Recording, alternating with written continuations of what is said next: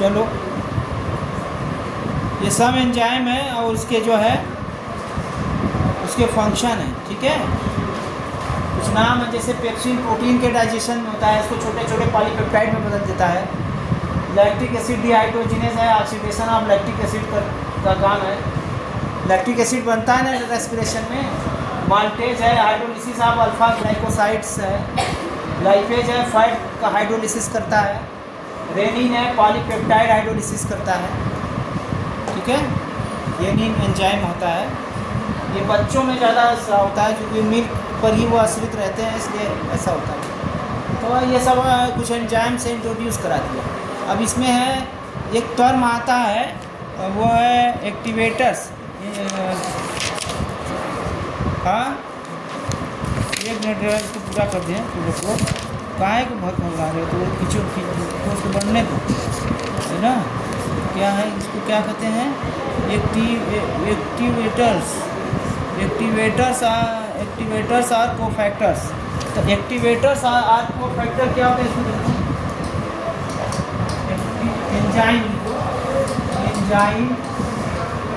Enzyme activators or cofactors. Enzyme activators or cofactor. तो ये जो मेटल आयन होते हैं, जैसे जिंक हो गया तुम्हारा, zinc 2+, magnesium 2+, manganese 2+, some metal ion which increase the activity of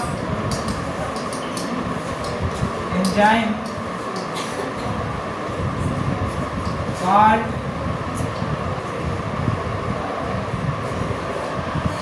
enzymes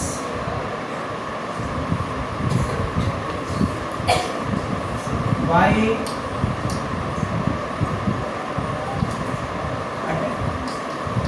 attaching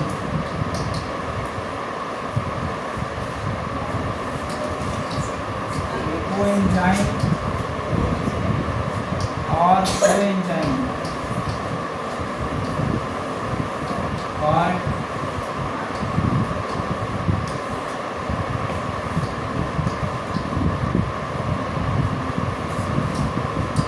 enzyme activators. Example: Zn2+, Mg2+, Mn+।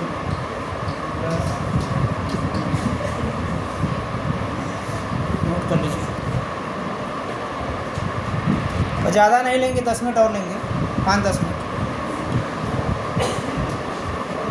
ये ऐसा है जैसे ये मेटल आयन है ना, ये ना भी रहे तो काम होगा, एंजाइम रहेगा, लेकिन इसके वजह से एक्टिवेट हो जाता है, बहुत फास्ट प्रोसेस होगा। तो फास्ट प्रोसेस होगा, फास्ट एनर्जी होगा, ज़्यादा एक्टिवेट महसूस करोगे, थके नहीं महसूस करोगे।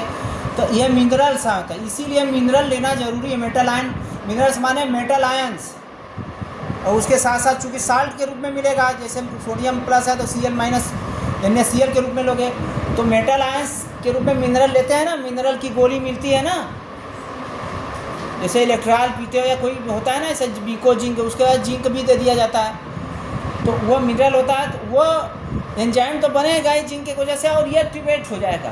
तो इस प्रकार से और फास्ट होती है, तो हम ज़्यादा प्रसन्नता महसूस करते हैं। वही मिनरल्स की कमी से, अभाव की वजह से भी हमको प्रॉब्लम होती है। कैल्शियम 2+ है, जैसे कम हो जाता है, ग्रोथ कम हो जाता है, उतनी एनर्जी उत्पन्न नहीं होगी, ग्रोथ कहाँ से होगा। उसी प्रकार से जैसे कि LPG लेके लोहा पिघला के वेल्डिंग कर रहे हैं, वो काहे को वेल्डिंग हो, 4 घंटा जस गर्म कर रहा है, तब ले ठंडा हो जा रहा है, तो लोहा पिघलेगा। और वही जो है एसिटाइलिन की ज्वाला लगाएंगे तो इतना तेज़ हीट देता है कि तुरंत उसको समय ही नहीं मिलता। जितना ठंडा होता है उसका 10 गुना गर्म होता है, पिघल जाता है। तो LPG से नहीं उसको करते हैं, LPG जैसे होता है ना, उसी प्रकार से प्रोसेस एनर्जी ATP बन रहा है, लेकिन वो ATP सारे जैविक क्रियाओं में, तो ग्रोथ रुक जाती है। तो मिनरल्स की कमी से क्या होता है, ग्रोथ कम। यहाँ पढ़ा रहा हूँ तो सुनो ध्यान से, उधर बाहर मत देखो। ग्रोथ क्या होता है, रुक जाता है मिनरल्स की कमी से। इसलिए ऐसा पढ़ रहे हो तो इसका जीवन में उपयोग भी करो। मिनरल सब कम मत करो, पियो, खाओ पियो।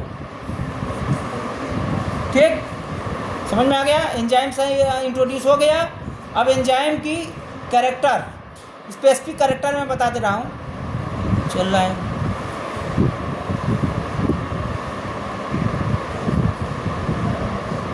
चल ठीक। कैरेक्टर आप बेटा एंजाइम, अभी मत कहना कि कुछ हम जानबा नहीं कर एंजाइम के बारे में, हम कहाँ को लिखेंगे या बताएंगे नहीं, सब जानते हैं हम, सबने सब बता दिया। नाइट्रोजिनस क्यों है? क्योंकि प्रोटीन, आधा पार्ट प्रोटीन होता है, इसमें प्रोटीन ही मेन होता ही है, उसको उसके साथ ऑर्गेनिक पार्ट मिलता है ना। ये कोएंजाइम है, ये एंजाइम। अभी कैरेक्टर क्या होता है? स्पेसिफिसिटी। ये एक एंजाइम जो है एक ही कार्य के लिए स्पेशलाइज होना ही नहीं कि एक एंजाइम से कुल काम करवाएं। One enzyme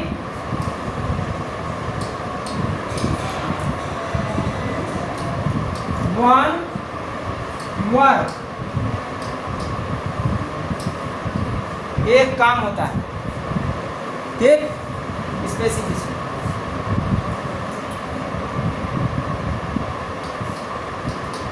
high molecular wait,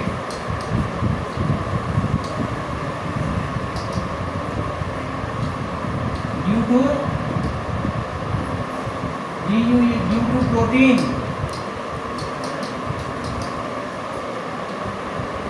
coenzyme it's molecular weight very high, बहुत ऊंचा होता है। एक काम है बता रहा हूँ किसी का, मोलेकुलर वेट कायदा सेटला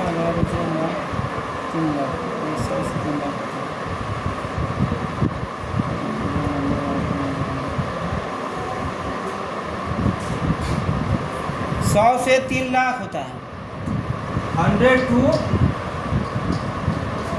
3 लाख, कायदा सैकड़ा, हजार, लाख, इतना मॉलिक्यूलर वेट होता है 100 से मॉलिक्यूलर। तीसरा, enzyme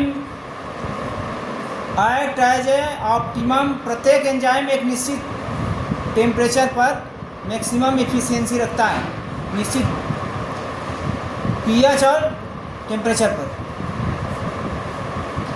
all enzyme have definite